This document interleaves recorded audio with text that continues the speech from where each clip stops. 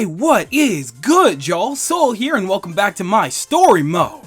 So, as you saw from the title, obviously today we're going to be talking a little bit more about Pokemon Brilliant Diamond and Shining Pearl. However, I don't want this title to mislead anybody, so let me get things clear right now. Despite what the title says right now, I personally am very much looking forward to the remakes. Putting videos together and looking for information while watching the trailers really does help my hype a lot because quite honestly, the games look very good to me and I'm really looking forward to picking it up day one. I just simply, in this video, want to focus on the things that they did not really touch up upon in the presents. While there were a lot of big reveals that they touched up upon, true enough, there were a lot of very subtle things that they didn't really talk about much either, and that's what I want to focus on today. And when I say that, a lot of that may be referring to things that I may have brought up in the past, or things that they revealed now. The gist of it is, was I right about this thing? Was I wrong about this thing? Why isn't this thing here? Whatever. That's what this video is going to be, so stay tuned. The next thing I want to mention is, I don't want to be too selfish when it comes to talking about these games, so all old and new subscribers alike, make sure to pay attention to the community tab when I post in the next couple of days so that you could get your chance to talk about Pokemon Brilliant Diamond and Shining Pearl and even Pokemon Legends Arceus, because you already know it's kind of a teeter-totter. Is that what that's called? I can't remember. Seesaw? Teeter-totter is what we called it. Anyway, make sure to pay attention so that we actually have a chance to talk about your guys' opinions too. It's not just about me up in here, okay? This is about y'all too. And like I said, I'll be having separate posts. I'll be doing one for Pokemon Legends Arceus as well as Pokemon Brilliant Diamond and Shining Pearl. So make sure you pay attention when I post that. But with that, I think it's about time we kick it into high gear and start talking about some things regarding this recent trailer. Now, they definitely revealed a lot of things that absolutely differentiates these remakes from the originals. That much is very true and very clear. However, I have questions about the things that they completely ignored or didn't touch up upon. For example, what the hell happened to the Pokedex this time around? I bring this up first because this is a very niche question in comparison to the rest of the video here. However, I personally still find it very important as a mechanic, so I really want to know what happened to the Pokedex this time around. Now, a couple of months back, I am pretty sure that I did mention what I actually wanted to happen with the Pokedex, but I'm not entirely sure as to what I said. But the general gist of it is, I felt that the Pokedex would serve as a perfect pause function. I mean, I don't think I'm all that crazy, right? I feel like it would be the perfect place for you to check your Pokemon, check the Pokedex, check what items you have in your bag, save. It just makes sense. I mean, think about it. If we were to get that right at the get-go, there's no reason as to why we would have to wait until we get all the way to Jubilife City just to have one. If anything, assuming they do the whole clown ticket situation again, that would be how you get upgrades for the Pokedex for the rest of your journey. Maybe that event in Jubilife City is how you gain access to things like the Wonder Trade or Surprise Trade feature. Maybe it's how you gain access to trading and battling online. I don't know, I'm just saying it's a possibility to be able to use the Pokedex for more than just basic smartwatch features like a clock or that little item finder. That should also be a thing. Please bring that back, whatever that was. That counting steps feature was also very useful when it came to hatching eggs, so hopefully that's a thing that manages to come back if the Pokedex is still a thing. And of course, there's the calculator app. However, I don't think we need that anymore considering we clearly have the highly superior Nintendo Switch calculator app. So no, there's no need to bring that one back. But everything else, absolutely mandatory. Just saying, if they don't bring that back, I will be sad. I know it's not completely necessary for a modern Pokemon game, but it was nice to have, and there was just something about it that you just can't miss in these remakes. I just really hope that they make more use of the Pokedex this time around, if they decide to use it at all. And hell, if you guys really have to, maybe you could just make it work like the Wi-Com system from back in Sword and Shield. Maybe you can make that the primary thing that allows us to connect to other people online. I don't know, I think it could work and I think it could make sense. It's supposed to be a smartwatch, let's make it an actual smartwatch. But hey, whatever, that's just how I feel about it. Maybe you guys feel differently and maybe we don't need the Pokedex at all. Tell me how you feel. Okay, so on to more bigger pressing matters. Why don't we talk about the fact that they actually didn't reveal Mega Evolution? And actually, as a matter of fact, they didn't reveal any kind of gimmick at all for this game so far.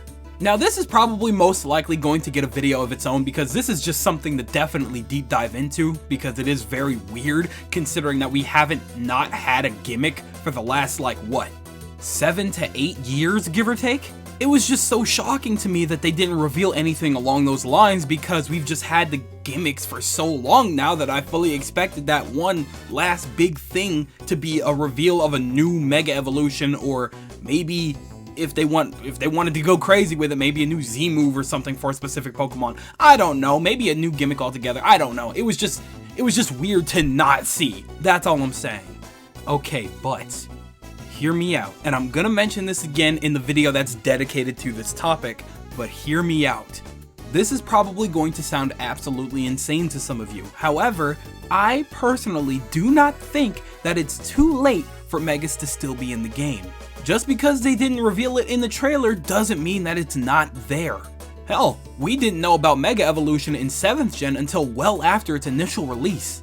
So what exactly is stopping them from hiding this from us entirely? You go ahead and tell me, because honestly, they could go ahead and hide it whatever they want. That's Pokemon, man. Maybe they don't want to reveal that until right up until the very end when the game releases. Or hell, maybe we have to discover that on our own in-game. Maybe they're just keeping it a secret for us to enjoy and discover for ourselves. Who knows? Maybe they remembered that we actually still like surprises sometimes. Now, it may sound like I'm very hung up on this, but let me get two things very clear right now. For one thing, the only reason that I'm so heavy on Mega Evolution is because I still believe that it's the only fitting gimmick that would work well in these remakes. I think that it was the only fitting gimmick that wouldn't tear away from the lore of the other regions without stepping on their own foot. Z moves and Dynamaxing and Gigantamaxing are all gimmicks that are exclusive to those regions. Well, at least Dynamaxing is. Don't quote me on the Z moves thing. But anyway, when you really look at the pattern here, Mega Evolution is the only gimmick that survived up to 4 games. 2 of those 4 games actually having an entirely different gimmick in play. When it comes to 8th Gen, it's probably fair to assume that they didn't want to try to unnecessarily squeeze in Mega Evolution when Dynamaxing and Gigantamaxing is already such a big gimmick in of itself. So I'm sure that while a lot of us would definitely have loved to see a Mega Evolution go toe-to-toe with a Dynamaxed or Gigantamaxed Pokemon, I'm sure the higher-ups were like, that seems very excessive for this new game. Let's focus on one gimmick at a time. Let's let them get used to this new one first. However, when it comes to these remakes, introducing a lot of newer Pokemon players to a game that they didn't get the chance to play beforehand because that game is locked on DS otherwise, it doesn't have any form of Dynamaxing or Gigantamaxing because, lore-wise, that would be kind of illegal. So, in other words, Mega Evolution still damn well fits the bill. And we've still got a solid 3 months on our hands, so just because they didn't reveal it now doesn't mean it can't come later. The other thing that I wanted to make clear is the fact that this is not me begging for Mega Evolution whatsoever, even though it might sound like it. Despite everything that I just said, me personally would be totally fine with no Mega Evolution considering that growing up, we didn't have gimmicks to begin with. So me personally, I don't think I would mind it all that much if we didn't have the mechanic for this game. I also already believe that they've shown off more than enough to warrant a $60 price tag. So I'm not trying to speak for everybody, but I believe that I will be alright going forward and hopefully a lot of other people will too. However, people that started with Pokemon 6th Gen and above may not feel the exact same way. Again, this may be just a wild assumption, but they may go into the game thinking it's very slow or possibly even boring without that extra oomph to battles like they've been used to for all these years. You follow me? But hey, who's to say, maybe they'll get used to the game without gimmicks and even prefer it possibly. Who knows? There's a lot of Pokemon fans and whatever they prefer, they're not always going to get all the time. That's just how it works sometimes and we gotta live with that. So I think that we've talked more than plenty about Mega Evolution right now. We'll get back to that topic another day. Right now, I want to focus on another big question of mine. That question being, have HMs actually returned? Now, I've already made an entire video covering the goods and the bads of returning HMs in an entirely different video, so if you guys want to go see that, it's there on the channel just in case you may have missed it. However, I think that it's more than crucial to note that within the trailer, we saw areas where we needed to use what used to be HMs. We were literally about to watch the first gym leader, Rourke, smash a rock right in front of us. And those rocks that you're usually supposed to use rock climb on, yeah, those are there in the mountains. They were just sitting right there, kicking back, cheeked up on a Thursday afternoon like nobody's business. So now what are we supposed to sit here and think? Are HMs back, or are we getting some kind of modernization tool that allows us to do things that work like HMs? Now, I'm sure that a lot of us would agree that the superior option of those two things would be to definitely at least get something that works like an HM, but isn't an HM. And when we say that, we're talking about how they weaved it in much like Pokemon Sun and Moon, or even Pokemon Let's Go. A system that allows us to get past obstacles when need be without the need of an HM slave. I'm telling y'all right now, Bebarrel is an actually good Pokemon, but a lot of the newcomers are not gonna know that when they realize that all of the HMs that they need to progress in the game can mostly be used by Bebarrel. I like being able to use my full team of 6. If I have to have an HM slave again, it's gonna be a sad day, because not only will I be using the Legendary 5, we will also be going right back to the starting point if we have to use an HM slave as well, and that's gonna really hurt. Like I said in my video talking about HMs coming back, HMs did teach us a lot about differentiating moves and typings from Pokemon and things like that growing up, and how it could help us traverse in the overworld to overcome puzzles and things like that.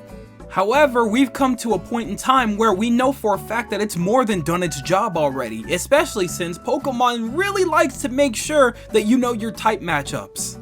Also, the fact that obstacles and puzzles in the overworld were not really a thing in the past couple of games as much. Long story short, HMs have absolutely outlived their usefulness, and going forward I really hope that if we do have puzzles and things like that that require us to use some kind of outside source like something like Rock Smash or Cut or something along those lines, hopefully it's an item of some sort as opposed to sacrificing an entire Pokemon's moveset just to get through the story. Unfortunately though, we just don't have enough information right now, and we'll just have to cross that bridge when we get there. Anyhow, speaking of puzzles and traversing and things like that, let's talk about the gyms for a second. My next primary question is actually if the gyms actually got remodeled. Looking back on the trailer, the only gym leader that they introduced with their gym was Rourke. And here's the problem with that. Going from Diamond and Pearl to Platinum originally, Rourke's gym was the only one that didn't change. Everyone else's had a different puzzle and sometimes layout entirely, but Rourke's? No, that stayed through and through the exact same. So introducing just him by himself along with his gym doesn't really tell us much of anything, because his is the only gym that doesn't change. So in turn, that leaves an entire hole in the conversation here. Did they change or did they not? We still have absolutely no idea. If they did and they're just hiding it to keep the experience a lot more fresh so they don't spoil everything before we get our hands on the game in about 3 months from now, cool, awesome, great. However though, there is also the possibility that they didn't change anything from either Pokemon Platinum or Pokemon Diamond and Pearl, in which case, we already most likely know through and through what these gyms are gonna look like. Again though, I'm sure that a lot of us playing these games originally went through these games quite a couple of times, meaning you already know the steps to get past all of these obstacles, so that's kind of where my problem lies. I just simply don't want it to be so easy to the point where I walk into the gym, fly through every single puzzle that they put in front of me within 5 minutes or so, and then beat the gym. I mean, granted, that's probably gonna happen anyway because, you know, between you and me, Pokemon puzzles have never really been that hard. But it would still be very nice to experience a fresh set of puzzles for these games at the very least. This is another one of those important things that's really gonna help differentiate this game from the originals. Just saying, if those don't change, it's gonna be a hell of a time. That's all I'm getting at. Now this next one is a little weird, considering that I'm sure that they wouldn't want to touch up upon this yet because again, it could end up as aftergame or DLC, so they didn't want to spoil anything too early, especially since we're not getting the game for another 3 months. However, we still don't know if we're gonna get events at all. When I said that I wanted to see events or some kind of aftergame snippets, I wanted to see just a snippet, just a sneak peek, just a little thing at the end with a question mark and maybe Darkrai behind it. I don't know. Just something that says there's more to this game than you realize even when you beat it. I've said this multiple times and I'll say it as many times as I need to. Pokemon Diamond, Pearl, and Platinum had awesome events with great mythicals and legendaries that should have been more touched up upon. Not giving us access to those would be a complete waste. Now again, it's totally fine for them to just not talk about it because it might be after game or because they might reveal it as DLC or something. However, it feels like the games are too close for them to reveal a DLC smack dab in the middle, no? I just figured that in of itself, Pokemon Brilliant Diamond and Shining Pearl was the holiday release, so for them to sit there, wait for the games to release, and then maybe a week or two after be like, oh, hey, there's DLC incoming, it seems kind of close to Pokemon Legends. No? Am I tripping for that? I mean, we do have a whole last month in between, and that 1 month does happen to contain Christmas, so maybe it wouldn't be the craziest thing, but I don't know, it just seems kind of out there to me. Either way, there was a lot of Pokemon, specifically the Mythicals from 4th gen, that were completely withheld from the raid events or the raid adventures that were introduced in the DLC for Pokemon Sword and Shield. Meaning that, even to this day, there's still barely a legal way to get Darkrai, Cresselia, or Arceus. We already know for a fact that we're gonna have some kind of crazy event pertaining to Arceus because we have a whole game dedicated to him coming out literally 2 months afterwards. So there's no way we're not gonna get some kind of connection with those two games.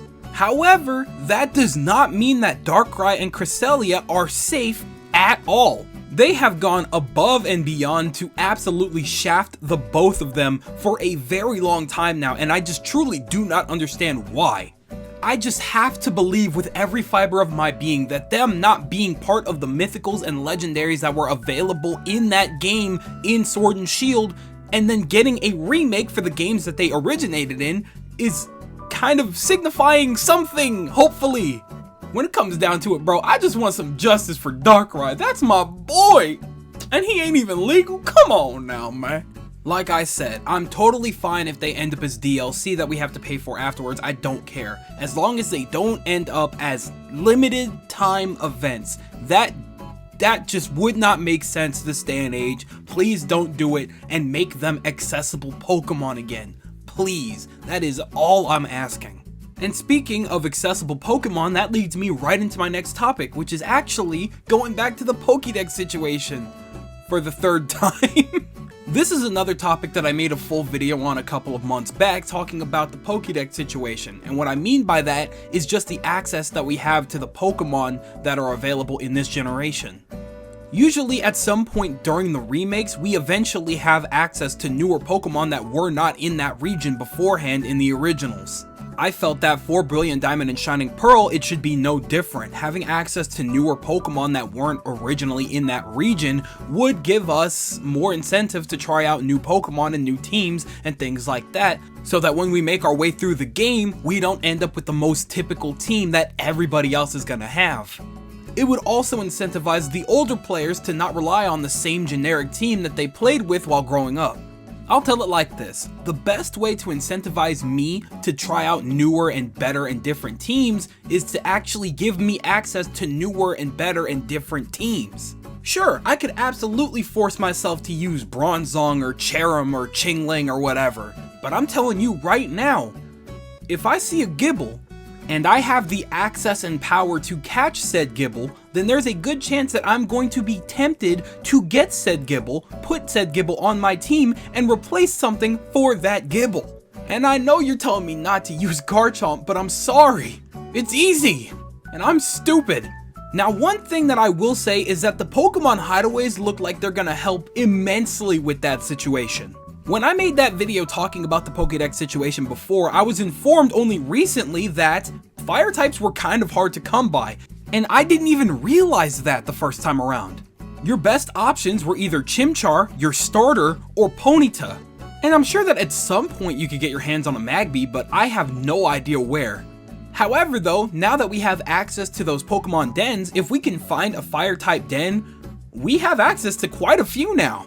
I saw Houndoom and Houndour roaming around down there. I also even saw Numel, and that is something I'm very much looking forward to, because fun fact, I actually love Camerupt. Absolutely underrated Pokemon. So that's cool and all, and then I realized, it's all 4th gen and below so far. That's really interesting.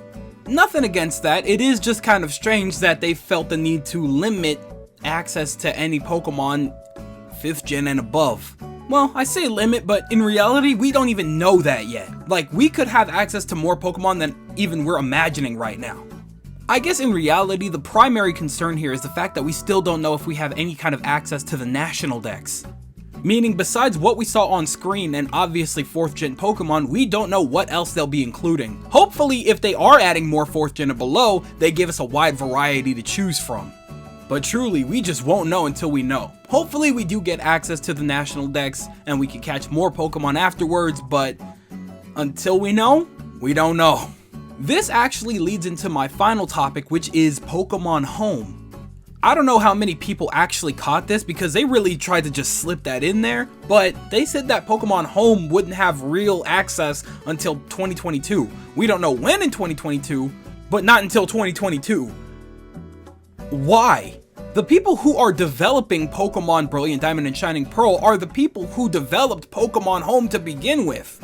I just want to know what purpose there is in withholding that from us. I mean, I guess it's not the end of the world because we're going to get it eventually, meaning that we'll have access to more Pokemon, but it's kind of weird that it's not available right from the get-go. Because I promise you that it's going to take no more than a weekend for a majority of us to beat these games, and then we're going to want to have access to our other Pokemon so that we could battle, trade, and do whatever else we need to do with our teams from our last game.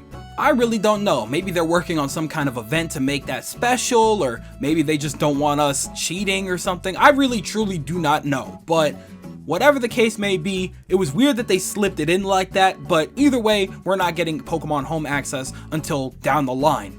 If we're gonna need it by that time, I don't know, but we'll see how things play out. So on that note, that just about does it for everything that wasn't really touched up upon all that much like we would have probably liked it to be when it came to the Pokemon Presents for Pokemon Brilliant Diamond and Shining Pearl. I'll say it again, nothing that I've mentioned here is a deal breaker for me. Of course the game is not going to be perfect because no Pokemon game has ever been perfect. Perfect is just a concept, but there are some glaring concerns and things like that here and there that, you know, we want answers to, and that's totally fine. It's totally normal to have an abundance of questions about something that you've been waiting a long period of time to hear news about. And of course, when that inevitable reveal finally shows itself and it doesn't answer a lot of your questions, those questions are only going to get bigger and stronger, and it only makes you that much more impatient. So, like you guys, I'm itching too. Trust me, there's a lot of things that I want to know about the remakes, but at this point, I'm pretty sure that we're not going to get too much because they don't want to spoil too much about what's new with these games. So, we're probably just going to have to wait and see. I'm going to play through the game regardless, and when the right time comes, I'll be giving and dumping all of my opinions about everything. So, we'll know when we know, and that's all there is to it. So I think that I've just about said enough of my piece. I think it's about time I hand over the mic to y'all. What do you guys think? Do you think that these are all valid questions and concerns to have about the game, or do you think that they're not? Do you really hate all of these questions and kind of want us to just shut up and wait for the game?